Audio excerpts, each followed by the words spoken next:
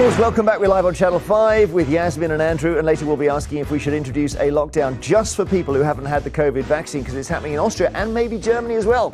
First, were the jail sentences handed out to Insulate Britain protesters too tough? 9 people were sentenced to prison yesterday for breaching an injunction, stopping them from blockading the M25. 2 people were given 3 months. A further 6 were given 4 months. 1 man was given 6 months because he told a judge he would immediately block the motorway again if he wasn't imprisoned. The group began their protest back in September, demanding that the government made plans to insulate the UK's homes. There you can see them. They would just suddenly go across the M25.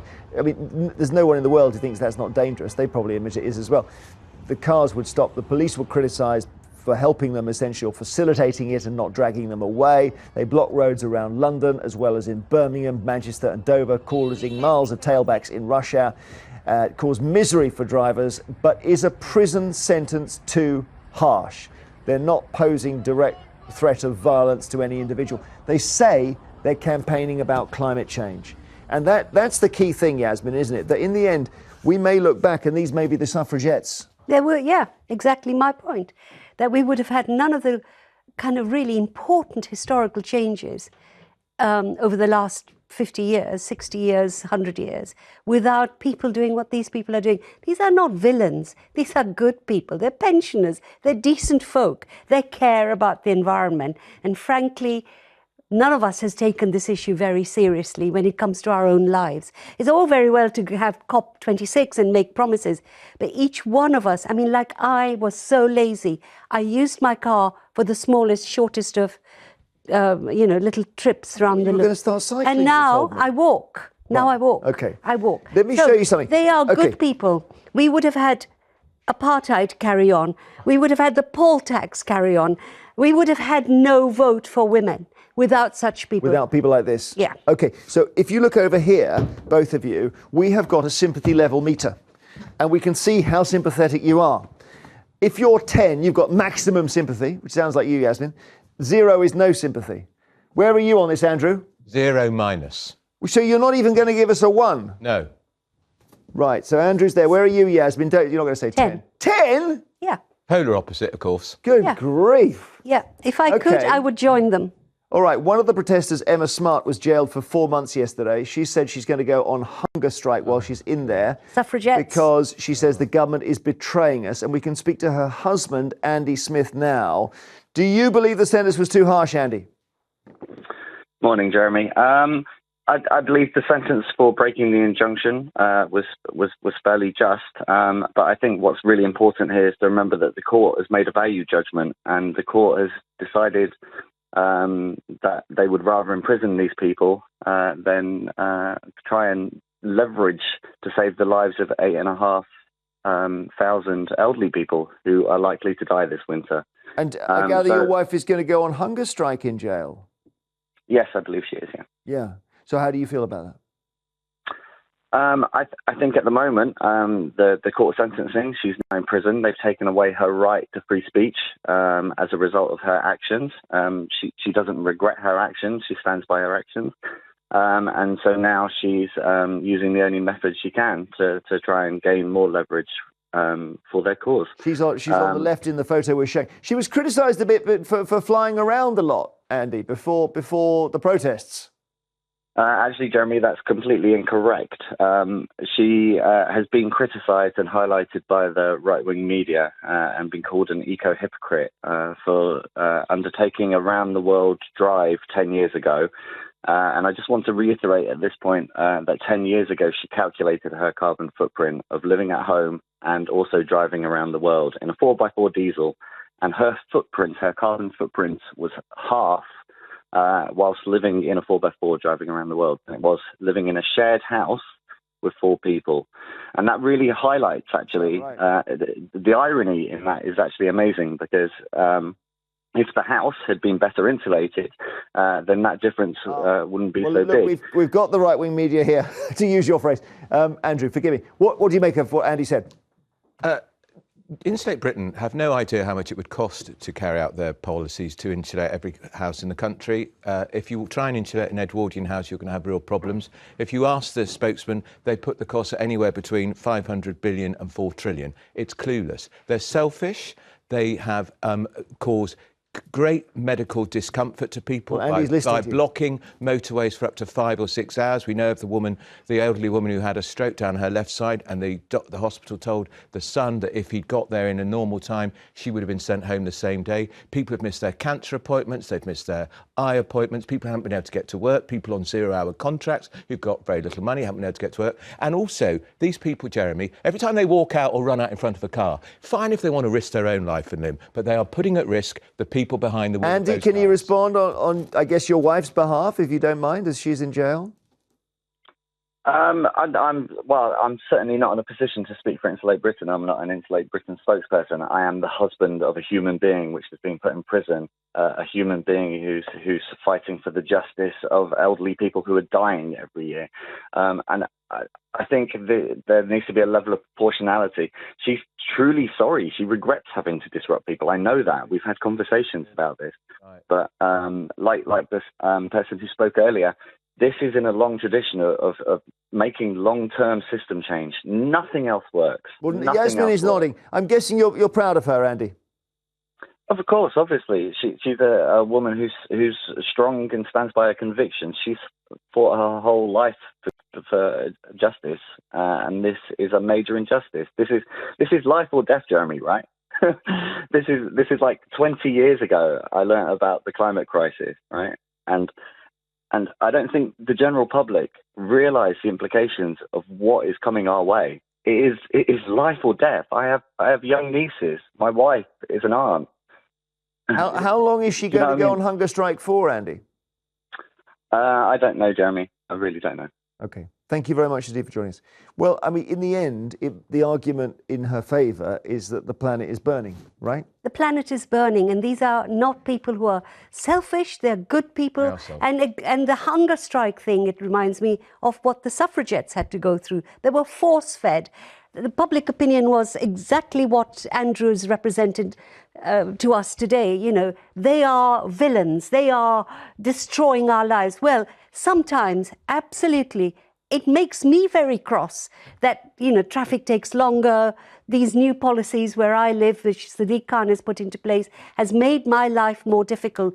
But I now understand better than I ever did about the danger. So, Andy, if you're watching, my best wishes to your wife. And don't listen to these right-wing people. Well, Andrew doesn't agree. These people are not Nelson Mandela. Give it really? a break. Give it a break. And Nelson Mandela was treated like a terrorist. These are not totemic civil rights campaigners. They're selfish, middle-class people who haven't got anything better to do. And they have also, if you look at the polls, Yasmin, the support for them has collapsed because of the way they're disrupting. Don't want to be discomforted. Because people want to be able to get to hospital, Yasmin. Because suffragettes went through the same thing. And if it was your mum who was struck in that car for 6 hours and had a I stroke, do admire your journalistic skills. And they say, oh, we're really sorry. If they're sorry, why do they carry on doing it? But how many people are dying the world over and here, as Andy has said? And what are they achieving? Hang on. All right, hang on. Because nothing has been done and nothing will be done. Let's take a call. Storm. Well, when it comes to jail sentences for Insulate Britain, we were going to speak to Bob from Portsmouth, who thinks a fine would be better. Bob, I'm going to take you back to our sympathy level meter here. Whether you are sympathetic, very sympathetic is 10, none is 0. You tell me. 0. What? 0. 0? Yes. Go on. None at all? Not at all. I would have done, what the government should have done was fine them £1,000 for first arrest, double every arrest after that. After 10 arrests, they'd be £500,000 in debt and bankrupt. That's the way to do it. Hit them where it hurts. So you don't think they've been punished enough? Well, they go into jail, they'll come out and they'll be minor celebrities. And they'll be on your programme, I expect. Well, I wouldn't go that far, but so it sounds like you're down here with your sympathy. OK, Bob, thank you. Storm. We're going to speak to Ian now from North Ayrshire, who thinks a jail term is suitably tough. Right. So, Ian, sympathy or not?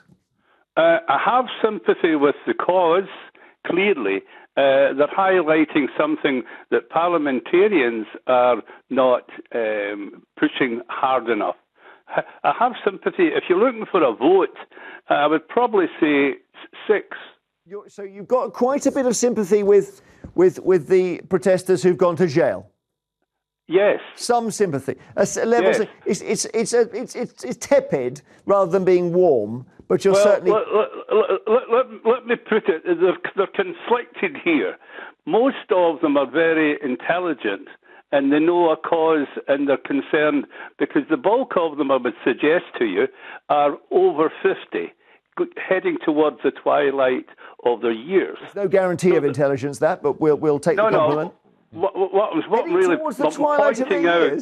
What I'm pointing out that they're looking at the next generation and the dangers they're going to face. Yes, indeed. Ian, thank you. We will take more of your calls after the break. Are the jail terms given to Insulate Britain protesters too harsh? Where are you on this scale? Great sympathy with them or none at all? But now more calls on the Insulate Britain protesters who were jailed yesterday. 9 people sentenced to prison. Prison when they say, well, the planet is burning. That's more important. Storm. We're going to speak to Mark now, who doesn't think it was tough enough, the sentence. Not tough enough? Well, you've got to go on the sympathy meter. Where's your sympathy level then, Mark? I think it's probably about -10, to be honest with you, Jeremy. Can't do that, Mark. Only got to go down to 0, okay, mate. Let's put it at 0. All right. There's a lot of zeros I think these people are absolute lunatics. Their own leader, Liam Norton, who owns a flat in London and a 10-acre farm in Wales, has not had either home insulated. I personally would lock these people up for 12 months, and I agree with Andrew. These people, they're not Nelson Mandela or Emily Pankhurst. Protest is one thing, but when you're putting people's lives at risk, it's an absolute travesty. Well, Yasmin, pick this up because at the time the suffragettes weren't Nelson Mandela. Nelson Mandela wasn't Nelson Mandela. They said the same thing. Yeah. You know, whenever I was on a demonstration in this country, anti-apartheid, and the police were vicious. The police were utterly vicious. And we were told we were upsetting the transport system and then the time came. So it's never easy. It is uncomfortable. And we've been through this historically. So, Mark, tough. when someone says to you, yes, but I know you want them punished with an extra couple of months, but the planet's on fire. Let me just say one thing. Okay, well, let's leave them where they are. If they want to superglue themselves to the roadways, leave them there. Leave them there for 2 or 3 days. It's November, let's leave them there. Let them see how strong the courage of their convictions are. But when their own leader refuses to have his own properties, plural, insulated, it loses all credibility. I don't know the ups and downs of that, but yes. It's an attack on modernity. Should we all go back to living in caves and eating moss? I don't see Greta Thunberg, the poster girl of all of this campaign. I don't see her sitting on the A2. Well, that doesn't mean it's wrong. She's been busy with other things. I mean, I don't know. There was a period when we ate moss. I don't know. What a silly argument to say that we can't have the good stuff that modernity gives us without destroying the planet. And that's the only choice. We could all learn and do something. Okay. As I said, you can hate these people, but they're right. Thank you, Mark. That's interesting. Hate them, but they're right. Storm. We're going to speak to Francis now from South Yorkshire, who agrees with Yasmin. Go on, Francis. Sympathy level, please, between 0 and 10. Oh, definitely 10, and probably 10 plus, actually. Gosh, we're really at the both. We've only got one person who came in midway. Tell us why you agree with Yasmin. Because I'm a 75-year-old grandmother of 3 children, and I know that to achieve great change, you have to have very disruptive action. I totally agree with Yasmin. I believe that what she says is right. I totally disagree with Andrew, who's on your panel.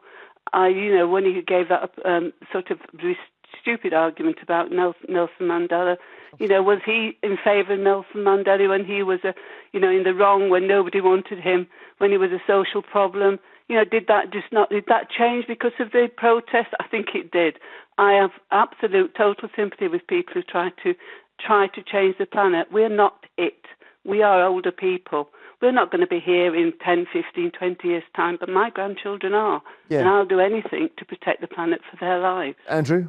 Well, I'm sure, Yasmin, Francis, that you do everything like that. I'm sure you don't drive a car, and I'm sure you cycle everywhere and walk everywhere and live in a horsehair shirt. What a silly man. Why does he say Francis, things like that? Well, do you drive a car? I don't. I drive a car occasionally because I'm 75. Well, if you're trying to do everything excuse me, to save Andrew, the planet, because I'm 75 years old. Give up your car. And I can't cycle right now. Right. Don't be self-facetious. It's so silly. It doesn't win an argument. No. You're Never win an argument with a grandma. Okay? Yeah, right. Well, You can't. grandmother. Look, I've got great sympathy with the cause they're espousing. It's the way they're doing it. Is Francis, no real way. were you, out of interest, Francis, because I'm just suddenly thinking, were you a Greenham Common woman out of interest? No, I wasn't actually. I just thought I was busy bringing my generational. family up. You could have been down there, that's all. I was wondering. I was. Of course you were. Those protests didn't work, did they? Well, they did. Actually, what they did is they made people think about nuclear weapons. I mean, these things are really hard issues, and you have to go hard if you believe in something that is important and valid. All right. Thank you, Francis. Francis, I hope you enjoyed the cut and thrust there, Francis. You can look after yourself, I can tell. Storm. Joe for West Midlands is on the phone now, who thinks they've got it just about right on the same. Right. Great sympathy or no sympathy? Where are we on the scale of 0 to 10? Jill? 0.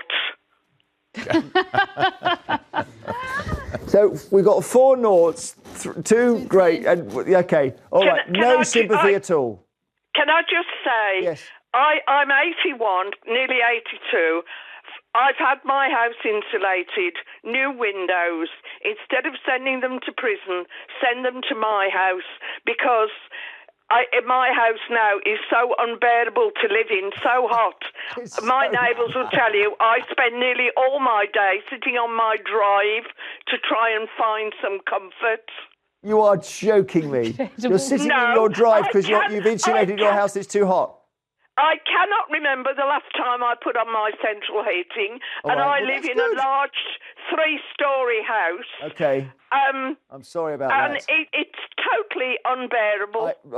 Jill, thank you. Call of the week. We've got to head on. Thanks for your calls on this. Later, should the UK give back treasures taken from abroad, like the Elgin marbles? After the break, though, is it time for us to introduce a lockdown on those who haven't had the vaccine? We need your views on that. 0207 862 2222. See you in a moment.